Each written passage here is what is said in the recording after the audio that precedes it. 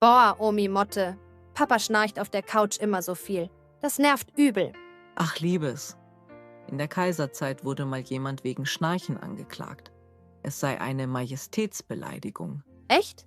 Ist er vor dem Kaiser eingeschlafen oder wie? Ja, in der ersten Reihe bei der Kaiserparade und hat lauthals geschnarcht. Aber er wurde freigesprochen, oder? Mit welcher Begründung? Schnarchen ist vollkommen natürlich und nicht beeinflussbar. Das ist erstaunlich modern. Mehr solcher lustigen Geschichten aus dem Kaiserreich findest du in meinem Video auf YouTube. Schau es dir gern an. Okay, das mache ich. Danke, Omi Motte.